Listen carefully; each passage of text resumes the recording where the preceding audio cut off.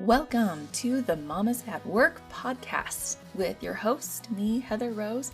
I'm so excited you're here and I hope you're ready to learn because I have some amazing women coming on to this podcast to talk all about entrepreneurship and being a mom and how we handle it all and juggle it all and maybe even balance. I love to talk about people's passions and find out what makes them excited about what they do and hopefully help the rest of us feel not so alone.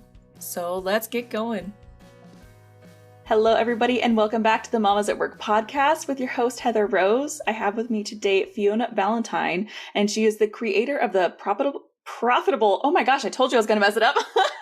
The Profitable Artist Method. And she is a business coach for artists, and she helps them to actually, create a business with their art so that they can, actually make money out of this and have a great time doing it. And I'm so excited to have you here because I've never had anybody from this field before. And I think it's just a fantastic thing that you're doing. So hi, Fiona. Thank you for being here. Hi, Heather. Thank you for having me. I'm excited about this conversation. Yeah, me too. So I want to ask, the first thing I really usually get into is how did you kind of start your business? Like, how did this become something that you're so passionate about? You're like, I've got to do this and I've got to help other people do it. Life is such a series of twists and turns, isn't it? It doesn't often work out the way we think it's going to. It was absolutely like that for me. I started painting because I had been meaning to for years, and it was kind of a rediscovery of my creativity for me. I started doing that in my 30s, and around the same time I was homeschooling my kids, and then it was time for them to go to school, and I was entering the workforce again, and I got an admin role, which taught me a huge amount about business, but I didn't love it. And I was really loving my painting, and I was thinking, there has to be a way to do this. But I'd heard all the same things everyone else has heard that, don't become an artist, you'll just starve. And I started to realize that was a mindset thing, that it's not actually true and that there are a lot of artists who are really successful. So I was thinking, well, how do I do this? And I went and talked to somebody in the art world here in Melbourne, and she affirmed that it was really challenging and that I should use teaching as my pathway. And that made sense to me. I had a teaching background and I love to teach. So that's what I did. I started classes, and I did that. I've been doing that for years. And then I started mentoring artists, and then I started artist retreats. And along the way, as my own business grew, I started to realize, a lot of the advice that's being given to artists isn't actually helpful. And now with the internet, there are so many possibilities. So I started incorporating more of that into what I was teaching, and I discovered that I was really excited about that journey and watching artists step into their dreams and having a business. So that's what I do now. I coach artists and help them to build a portfolio and a business at the same time, see it as an extension of their creativity. And I love doing it. It's just a really exciting thing to be working at. So it was a gradual thing. Right. Yeah. No, that's fantastic. I love because, I interview mom entrepreneurs, and they pretty much every single one of them has this thing in common where they're like, you know what? I love to do this. I want to be able to live life the way that I want to by doing this. And you kind of just figure it out. And I think that's just amazing, this spirit that we have inside ourselves. But I want to also note, why did you transition, or not transition? Why did it grow from, what you were doing for yourself into wanting to teach it to other people? I think that's just how I'm wired. I think I'm one of those people who's just a born teacher. And if I learn something or I know something, it's so much fun for me to go, oh, if only I'd done it this way, it would have worked better. Hey, and tell somebody else. Yeah. That just comes naturally to me. So I just found that side of what I was doing, I was painting and I was teaching, and that this teaching side and this seeing, wow, there's so much mindset work to be done. The belief that it's possible, learning how to price your work. And sometimes I felt like I'm part art teacher, part psychologist, but that whole mix of our journey and all of the mindset blocks, I guess, that I had, the things that were scary and hard and confusing and difficult for me, I love being able to share that experience and make it easier for other people to step into that. So I guess when we follow our heart, it just becomes clearer and clearer, and the path adjusts so that we're really being ourselves when we follow the joy. And I guess that's what I did. Yeah. What would you say are some of the most like common mindset blocks that you found among artists who are actually trying to make a living out of this? It sort of depends on where you're at. There's almost like two camps. There's people who've been taught or told that somehow thinking like a business person is selling out. It's compromising your creativity. Oh, boy. Yeah, exactly. It's very pervasive. And if you've had an influential mentor at university or someone in high school or just somewhere in your world who thinks like that, it's very challenging not to take that on. So that's one of them. And I absolutely don't agree with that. I think many of the great artists of the past have been excellent business people. And that's just been part of what they've done, because in the past there's been, I don't know if it's less ego, but just a different mentality that artists weren't that different than other tradespeople. And I think there's a humility in that and a freedom in that and something really wonderful that doesn't diminish the arts at all, but it keeps us human. It keeps us able to feed our families. So there's that. But then for those who haven't really bought into that, they'd love to make money from their art and they certainly see the need for it. Then there are different mindset things like, is it possible? The starving artist myth. And absolutely it's possible. Well, I'm not a business person.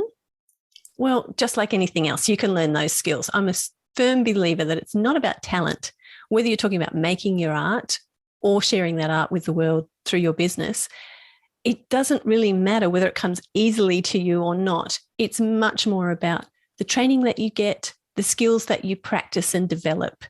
So your creativity and your business skills need to be developed. You're born with potential, but you're not usually born with skill. That's got to be learned and grown. And when you realize that that's possible, then that just opens up a whole lot for you. And recognizing that it's going to take about half your time. That can be a hard pill to swallow for a lot of artists. But when they see it as part of their creativity, an extension of that, then that really helps, because it can be a lot of fun, because your sales and marketing are really just about connecting with people. They're telling a story. And once people start to step into that, that really helps. But that's a very common mindset thing. And probably the last one that may even be the most common mistake is feeling like it's easier to sell things that don't cost very much.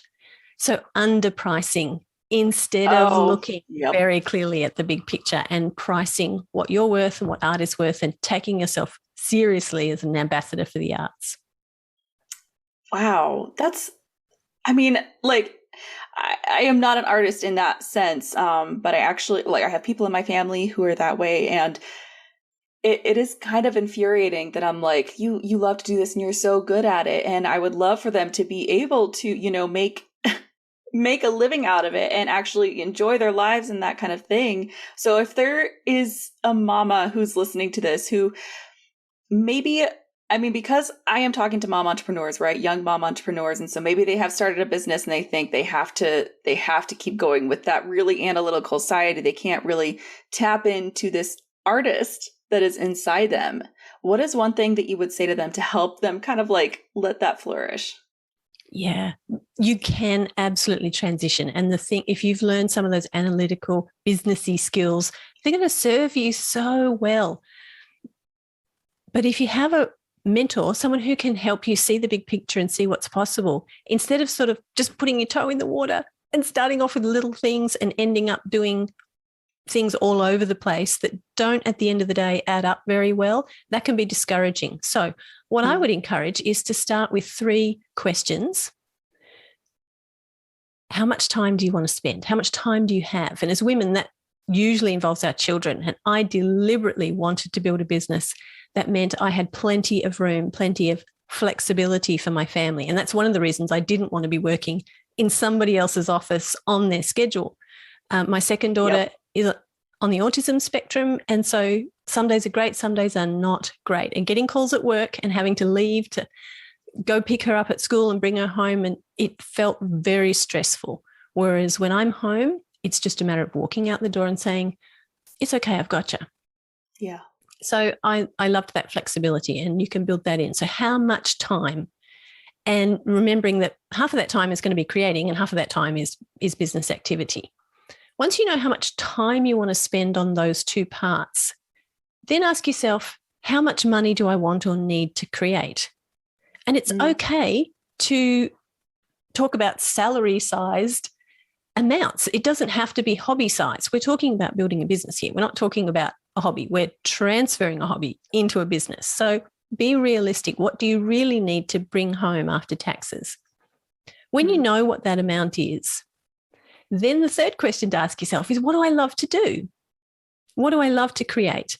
Maybe you love painting portraits.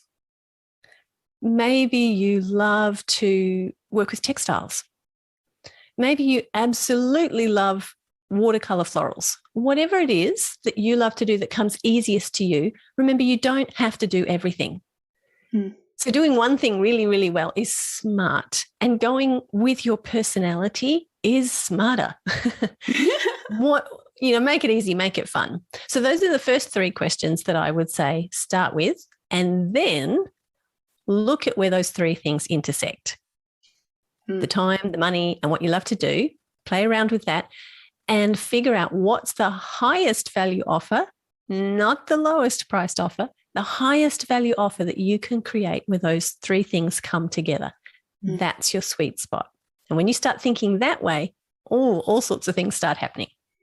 I love that, because I'm sure there are so many women out there that have those little hobby, those little side gig artists, whatever they're selling on Etsy just for a few bucks every time they sell something. Like, I love that you're like, okay, yes, no, that's great to know what you like to do, but let's build on that. Let's actually make it into something. I think that's fascinating. Yeah. And if you can just simplify the whole thing, then you figure out, okay, well, this is what I love to do. Who else would love that? Who's like me? Who would enjoy this? Who would want to hang this on their wall? And most importantly, who can afford to hang this on their wall? Yep. And that helps you figure out who your ideal customer is. And so then you don't have to talk to the haters. You don't have to talk to the people who don't get what you do. You're talking to the people who love it and they can't wait to buy it. And that's your audience. So now you've got a whole lot of clarity. You can build from that clarity position and look at your creativity. Okay, if I'm not creating $25 things to sell on Etsy, but I'm creating a business, what are the three sizes I can work in? And what can I sell at three price points? Maybe $700, $1,500, and $3,000. Yeah. Go with your three sizes. How am I going to ship them? Think about that. And then your creative process is very defined. You're not creating all over the place, all sorts of subjects, all sorts of mediums. You're getting really, really focused in that creative process and learning how to photograph that work. So all of that becomes seamless. Yeah. And then you can move into the third stage. Oh, what is the third stage? The third stage is connection. And that's where you're connecting your art with your customers. It's really simple, but you're doing it by building a marketing ecosystem. And for most of your listeners, they would be building a marketing ecosystem for whatever kind of business. So they've probably got some experience with being on social media, having a website, having an email list.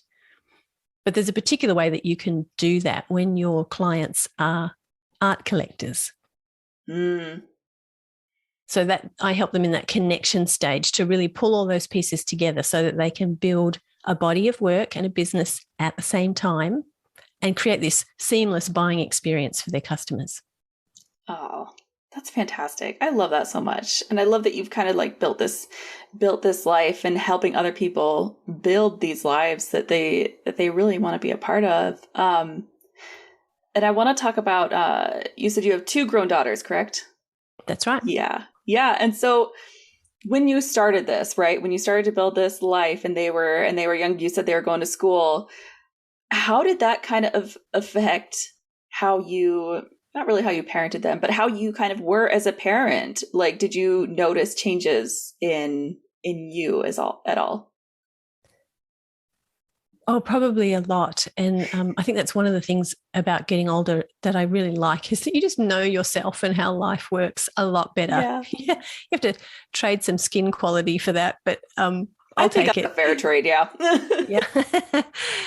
So When my first daughter arrived, I was actually living in West Africa in a small village without running water or electricity, working with my husband. And during that time, because of the starkness of our circumstances, we were up close with poverty and suffering pretty much daily. And it was a really amazing time to be there. And the people we got to know were incredible. But I made a really bad decision, which was that my creativity was really frivolous in that context. Yeah. I just couldn't see the obvious that the women around me were being very creative. They were embroidering the cloth that they wore. They were decorating the plastic buckets that they were using. They were decorating the gourds that they made their meals in, decorating things for new babies. Yeah. But I just couldn't see it. I mean, it sounds crazy now, but at the time, that's entirely sensible. And I had no idea what damage I was doing to myself. After my second daughter arrived, we were back in Australia and I grew a garden, and that was a wonderfully creative thing to do. And so slowly I started to recognize that I needed my creativity. I made a quilt. And then I realized I had these long-term painting dreams and I wanted to get back into those. So I started painting, and at the time I started painting, I'd been homeschooling for a few years. So the girls were still home with me at that point. And I did feel a real freedom that as I was making time for me, not only was it giving me some sanity, it was, at that time we didn't have a diagnosis for my daughter, Michaela. So it was a very frustrating time really with her learning because I didn't know what I was dealing with. We were sort of ahead of the curve. I think autism is much more recognised, especially in girls these days, than it was then. Eventually we figured it out. When she was 9, we found out what she had. I went and borrowed a bunch of books from the library, which is usually my go-to learning method. Mm-hmm. And I discovered, oh my goodness, this is my child. So all of these learnings were going on at once. And then when they went to school, I thought, great, I'm going to really dive into my painting. And instead, for 6 months, I just was in exhaustion and recovery mode. I didn't realize how much I needed that. Thankfully, we had decided that I would give myself 6 months before I went to find a job. And I thought, great, this would be 6 months of creativity and painting. But I just had this huge exhaustion, really, that just came to the front. And I found my creativity just was inaccessible to me. It was just too much effort. And in hindsight, that was actually a wonderful thing to have that 6 months of, I don't even know what I did with that 6 months. I was home, I kept the house and was there for the girls when they got home from school. But I think I just needed some putzing time for my brain to recover.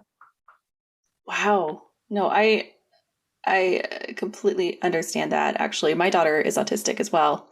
And and she's 7 and we did get a diagnosis early. Yeah, it's so much easier. And especially where I live, like we live near Boulder, Colorado. It's very widely accepted and we have so many resources here. It's amazing. But I think that's good. Yeah, something that struck me about what you said earlier was, if she's having a rough day, if she needs to come home, you can just go, and you said you've got her back. Like you can support her because you've built this life that has the flexibility that you can be like, hey, you know what? You're having a rough day. Let's just hang out. Let's just be together because you need this. And I think that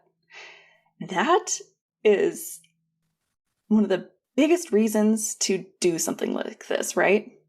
Absolutely. Yes. 100% yes. For me, that's my why. I don't want a crazy big company. I want a simple life. And I love that we can do that with entrepreneurship. Yeah.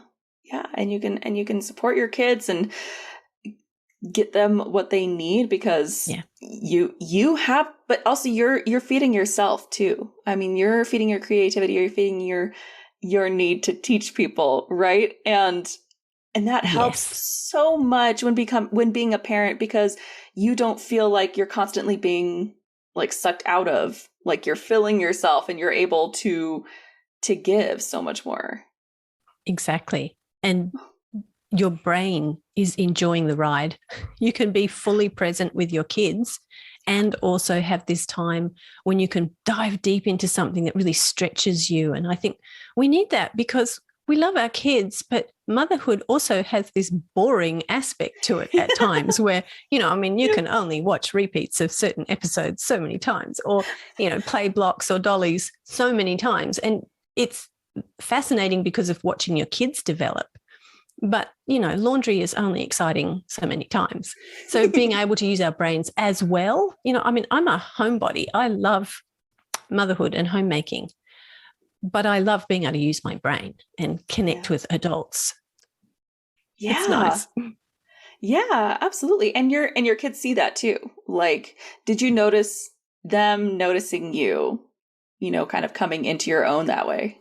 I did. And they were so supportive and so delighted for me. And it brought out in Michaela, who really, really struggled with drawing. Her form of autism every autistic girl is different. Every autistic boy is different. They come in so many shapes and sizes. For her, imagining drawing was virtually impossible. It just didn't come out. She loves to read. That's her specialty. She's a monster reader with a killer memory. It's just amazing. She puts together all sorts of things.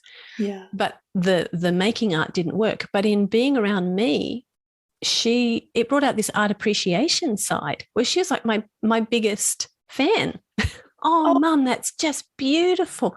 Oh, I love watching you work. And it was very sweet. Oh, that's such a what a great thing to remember from that time, that she did get to appreciate it, even though she's like, I don't think I can do this, but she loved watching you do it. That's so great. We actually, she and I are writing a book at the moment and called Tiny Wings, that's telling the story of our journey of finding our wings, her as a writer and me as an artist, and just this journey through autism. And when she was about 5, I don't know if you noticed this with your daughter or how old she is, but when Michaela was about 5, we didn't know until she was 9 what was happening, but we knew she was different. And she was a fun kid, she was smiley and happy, but she was often in her own world. And so she didn't do the normal, look, Mummy, sort of thing. Yep. And we borrowed a book from the library because reading was easy for us. That was the one thing we could do where there was a bit of connection and it worked. So we read a lot. And I love to read anyway. I read aloud to them always. So we borrowed this book and it was All Creatures Great and Small, that lovely hymn that he made their glowing colours, he made their tiny wings, as part of the text. It was beautifully illustrated and we read it over and over and over, as you do when they're little. Yeah. And then one day she said to me, look, Mummy, tiny wings. And she pointed to this little lacewing moth on the window. I just about fell over because never in her life had she ever drawn me into her thing, her world. Yeah. Whereas, most kids, my other daughter, she'd say that 10 times a day. Look, Mum. Yeah. And it was just, my eyes filled up with tears. It was such an incredible moment. So we went looking for tiny wings, birds and butterflies, and that became a thing to do when we were outdoors at the park or whatever, something to talk about, a way to connect. So that's why we're calling this story of our journey Tiny Wings. Oh my gosh, that's making me tear up. That is such a sweet story. You understand, yeah. I do understand. I completely understand that. Do you have an idea when that book is going to come out? Or are you still in the process of writing? We're hoping for February. We were working on the book and she outlined about 6 of her stories. We have our outline and I've done about 10 illustrations for the book in watercolour of birds and butterflies and bees. Oh my gosh. And then, of course, with COVID, things were really challenging. And Michaela was working as a library assistant part-time, but the stress of the lockdown and dealing with Zoom and masks really, for most people on the spectrum, anxiety is just a part of life and it really just went crazy. So we had to set aside the project for a while. And just this last 2 weeks, we're ready to put it on the front burner, not the back burner. So we've been making outlines and reading, just learning how to do this. And we've set a date where, we're aiming for February. Oh, that's so exciting. Oh, I'd love to know when that's going to come out. I'm going to be keeping an eye on you. Yeah. Well, I have absolutely loved this conversation. I think it's such a fascinating world. And I love your approach to, being a business owner and still loving what you're doing, right? And having that creative side and everything. So if there are people here that are wanting to connect with you, where do they find you? Where do they hook up with you? They can find me on Instagram at Fiona Valentine Artist. They can also find me on my website, fionavalentine.com. And there's a free guide there, how to start selling your art. So if you're thinking about turning a creative hobby into a business, some of the things we talked about today are in that free guide. Oh, that's so awesome. Thank you so much. I love this conversation. Thank you for being on the Mamas at Work podcast. Thank you for having me. It's been a delight talking to you, Heather. Thank you for joining me for today's Mamas at Work podcast. I am so glad you were here, and I hope you enjoyed it as much as I did and learned a lot, because I know I always do. Please join me at my Mamas at Work Facebook group, where we will be talking about the women that are on this podcast, and you can sign up to be a guest on the podcast as well if you would like to. Thank you so much. See you next Friday.